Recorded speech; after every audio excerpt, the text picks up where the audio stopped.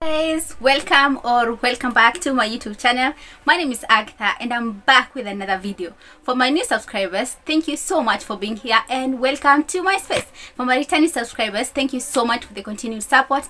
I never take it for granted. Missed me? I know it's been a minute, right? But today we are going to talk about something really cool. I'm really excited about today's topic because we're going to be discussing about counterintuitive moves to make if you want to be successful. And I know you're thinking, what's that? Let's find out in a few. So don't go too far and see you in a bit.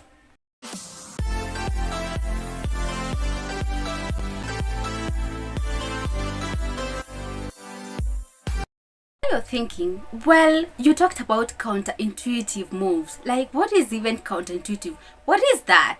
Like, okay, let me break it down to you. And I know today's conversation is not for everybody. It's for a particular type of people. But if you still do not resonate with what we're talking about, just stick around. You're going to learn a few things here and there. And I'm sure that you're going to take something home. So, counterintuitive, it means like you're taking actions or practices that are against conventional wisdom, or they are not commonly expected. Like the kind of decision that you're making or the kind of moves that you're making, many people do not make them because like they haven't been invented by any other person. You are the first person maybe to come out with that idea or that action or that decision. You know, you are doing things that many people are not used to. Yeah, you are like inventing something new, something like that. It's more like taking a risk, you know, making a decision whereby you are expecting that the results are going to be different. If you've been into business, you will understand that you need to change up things, you know. You need to come up with new strategies every now and then for you to come to get different results, if you understand what I'm talking about. Now, I'm here to give you tangible examples of what counterintuitive looks like. And I know you're thinking, what are you really talking about? And that's why I said counterintuitive. These decisions, what you're talking about, is not expected, is not commonly expected.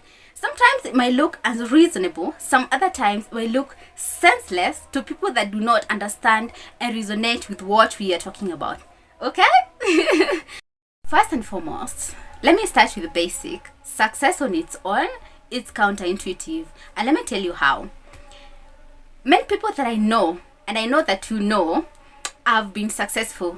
There are people that invented something new. They paved their own way. They didn't follow anyone's route.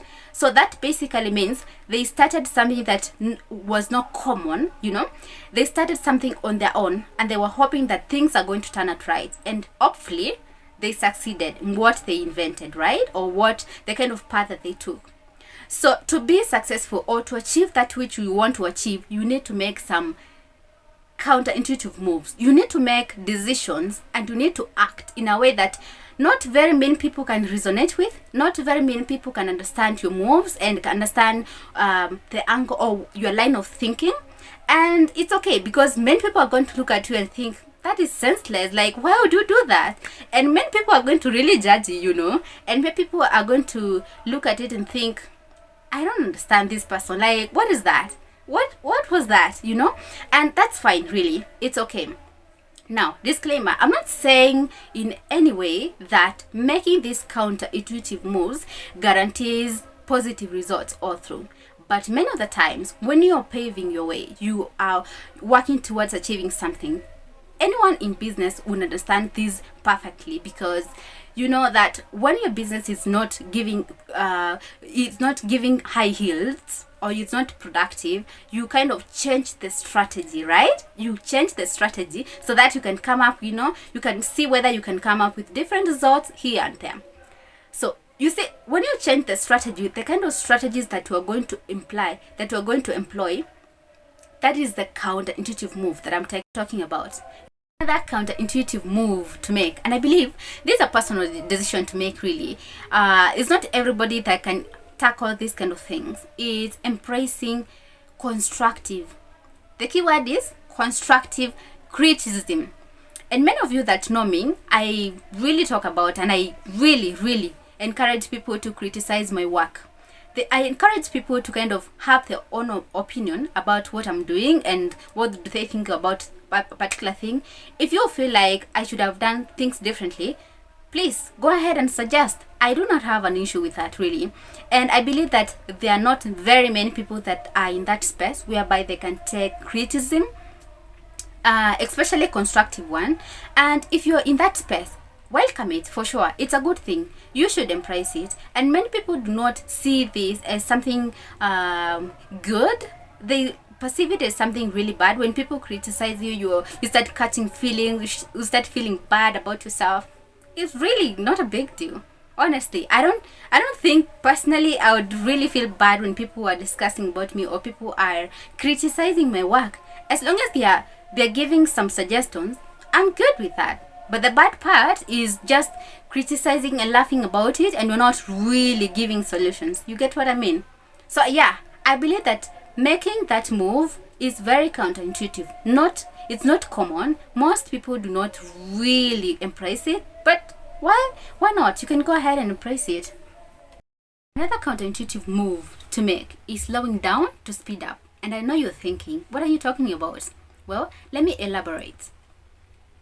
It's okay to take breaks, It's okay to give yourself some time off, to kind of evaluate how you've been doing things, to kind of think how you've been doing things and how your progress is, We think sometimes when you do things consistently, we are going to be more productive, but I don't really think so.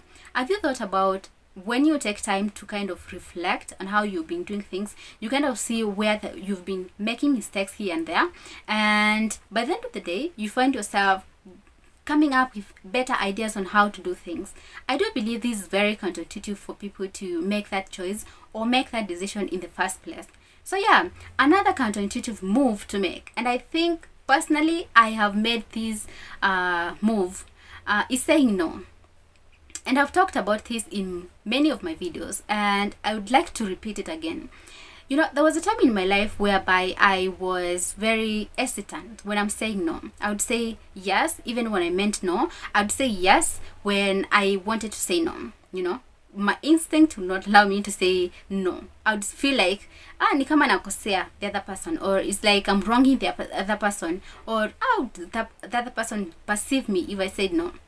But right now, I feel like saying no is not a bad thing, really.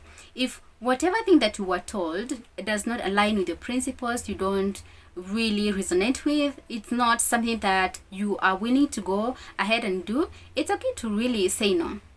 I don't really take no as a negative word. It's not negative on my end, honestly. Because I feel like you don't have to say yes to impress. You don't have to say yes because you just don't want to say no, It's okay to say no. It's a good thing. And it's very counterintuitive to make that move, that decision, because not very many people expect you to say no, or expect you to have the guts to even say no in the first place, and they take it really negatively, if you understand what I mean. Yeah, very counterintuitive, don't you think? Another counterintuitive move to make is embracing failure. And I know I've said these things about failure and all that in many of my videos, and I want to also emphasize on that. Many people look at failure as something really negative. You look at, and failure is not really good. I mean, I know personally, I know because I've experienced it, firsthand, and I know it's not easy. But have you looked at it from a positive view, whereby you thought to yourself, well, this is an opportunity for me to try something new, to change my strategy and kind of see how the outcome is going to be. It's a good thing, really, to kind of see that, well, one thing didn't work. How about I try something new? How about, I get things done differently? And it's really a good thing. Looking at failure as something really good and really positive, it's very counterintuitive for many people. Not very many people can look at it on a positive side, Many people look at it and think, what are you talking about? Like, it's good to fail? Like, what are you talking about? It's senseless. It's not sensible to many people. And that's fine, really. It's okay. I'll give you another tangible example of a counterintuitive move to make. And let's say you're in restaurant kind of business. Limiting choices, for customers' satisfaction. Let me give you a good example. Let's say you have a menu consisting of like 50 dishes that you're offering. Do you know, as a customer, I would come there and think to myself, which one am I going to choose? Like, there's so many. I have a variety, and variety is not bad, actually. I'm not saying it's bad, but like, there are too many, there are too many. I really can't make a choice that fast. I have to like sit down and kind of, oh God, see the other table, what they ordered, and then now I have to make a decision, Have you thought about, putting just like 20 dishes and make sure they are top notch? And then when people come over there, it's easier for them to kind of choose from those 20. I know they are few, but like they are top notch, If you look at it from that angle, that's very counterintuitive. And many people would not pursue that line of thinking. Why? Because they would consider it unreasonable. They consider it as senseless. But if you want to succeed, if you want to change up your strategy for better results, you have to consider counterintuitive moves. You guys, counterintuitive move to make is giving away your best ideas. And I know you're thinking, what are you talking about, without getting any money from it? I know, right? But look at it from the angle where you are in a forum where you're expected to give your 2 thoughts or your 2 cents, and that's an opportunity for you to sell your thoughts. It's an opportunity for you to give people a peace of your mind, and kind of connect with people from that angle. I remember talking about connections, and I said, when you're in a forum where you want to connect with people and you want to network with people, you are supposed to be useful. Yeah, so getting an opportunity where you are able to give your thoughts and 2 cents, it's an opportunity, because you're going to sell your thoughts, and people are going to look at you and think, this one is useful, this one can help us in one way or another. So then they are going to include you in their circle. They're going to connect with you. They're going to network with you. And by the end of the day, don't look at it as a competition. Honestly, I don't really think, you might be surprised to find out even the people that you're thinking they're going to compete with you on that particular idea, they are not. Another counterintuitive move to make, and I believe this is very controversial, is taking enough rest. Many people do think that when you work long hours and you work over and over again without taking enough rest is healthy, but honestly, I don't believe so. When you take enough rest, by the time you wake up, you are able to make better decisions, because your mind is at peace. You're at peace with yourself. You rested enough, you're okay, and you don't risk your body. You don't take risks, those kind of risks, healthy risks, because when you don't sleep, you don't take enough sleep, by the end of the day, you might end up catching some illnesses here and there. So it's very counterintuitive, and I know many people would not really agree with me on this, but it's okay, really. As long as you're working towards achieving something and you know what you are doing, it's okay to make some moves and to filter what you can take and what you cannot take. Very counterintuitive. On the process and not the end results. I know this is what I'm talking about. I mean, let's say your end goal was to buy a particular car, or you want to build a certain house, or you want to go to a vacation, maybe in Hawaii, or you want to go to Maldives, or wherever. You're the one who knows. I don't. So let's say that's your end goal. Don't you think when you focus more on the end result, you're going to forget the process, and you're going not to be as productive? You're not going to work towards achieving that goal. You're going to be, your thoughts are going to be bombarded by the fact that, oh, I'm going to Hawaii, I'm going to get this. It's going to alter your progress or your productivity by the end of the day, I believe. So it's okay to focus on the process and not the end results, because by the end of the day, when you're focusing on the process, you find yourself, you are enjoying the process. You're finding satisfaction by the end of the day. The step that you're going to make, just a step ahead, and you're like, in as much as I'm not yet there, at least I'm making moves. In as much as I haven't achieved it yet, at least this is a move. This is something that I'm doing. There's something that I'm doing, and it brings out satisfaction at some point, I do believe. And it's really a good thing. I believe that, honestly. And another counterintuitive move to make is being vulnerable. And I know this is not easy. It's not easy even for myself. Talking about or opening about yourself or your weaknesses and telling people about all that. And I'm not saying that you're supposed to tell us everything. I'm not saying that you should open up and tell us your inner whatever that you did in 1990s. I'm not saying that. But have you thought that being vulnerable is a positive thing from an angle where you are able to build trust around the people that you are with? You are able to also bring out that authenticity in you. You know, people can see that you're authentic about whatever thing that you've has occurred or you're going through, and by the end of the day, people are now resonating with what you're saying and they're understanding you from that angle. It's really a good thing when you look it from that perspective. Yeah, it's a good thing. It's very counterintuitive, don't you think? Tangible example, and I know this one many people can resonate with, is taking calculated risks. You know, taking healthy risks. When you're taking risks, I know when you're working towards achieving something, a certain goal, you take a lot of risks. I know that for a fact. But make sure the risk that you're taking, it's something that if it doesn't go well, we're not saying that it's going to go high wire. No, we're not saying that. But have it at the back of your mind. If it doesn't go as planned, do you have a plan B? Are you able to recover from that? Are you able to recollect yourself from that failure that occurred and get back very quickly, dust yourself up and get back and change strategy and move on? Are you able to do that? That's what I'm talking about. Few tangible examples, and one of them is spending to save. And you're thinking, what are you talking about? Like, what is that?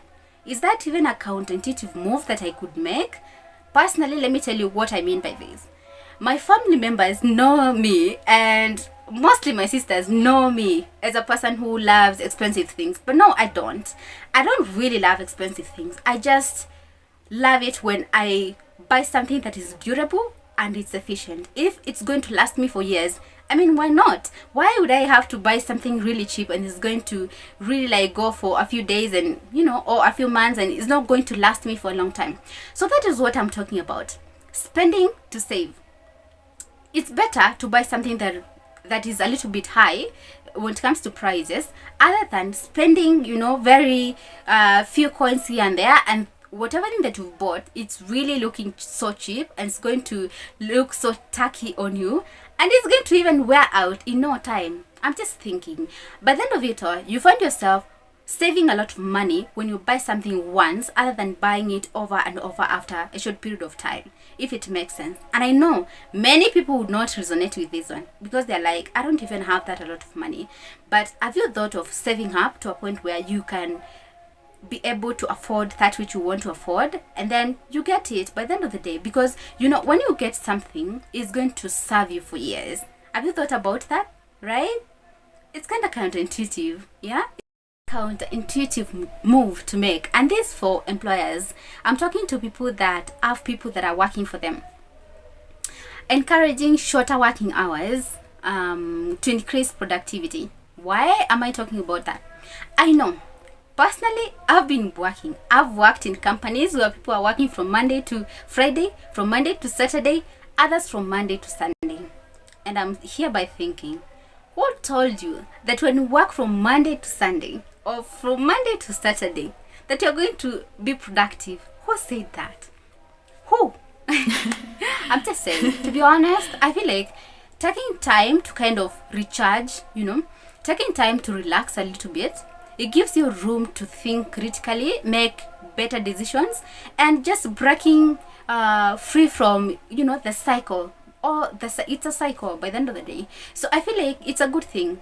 It's really a good thing if you have that mindset as an employer that, you know, my people have to rest, my people have to go and do other things. They have a life. By the end of the day, work is not the only life. I mean, if you have that mindset, that's a counterintuitive move to make, you know, because not many people can think from that angle. Many people would look at it and think, you're not serious, are you? Yeah, it's like you're paying your workers for free.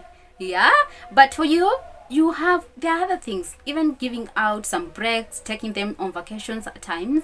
I mean, those are counterintuitive moves to make. Not many people have that. Not many companies provide that. Not many people give that to their employees. That is it of the video, guys. Thank you so much for watching. If you learned something from the video, make sure you tell me in the comment section what you've learned from the video. If you have your addings, please tell me in the comment section as well. Make sure you share this video with your loved ones. Make sure you share this video with someone that would find it helpful. And I said, this conversation is not for everybody, but if you find this conversation helpful, make sure you give it a thumbs up. Make sure you like the video, subscribe to my channel, turn on the notification bell. That way, every time I upload a new video, you'll be the first one to be notified. And thank you so much, guys, for sticking around up to this far. I really appreciate it. Till we meet next time, take care. Bye.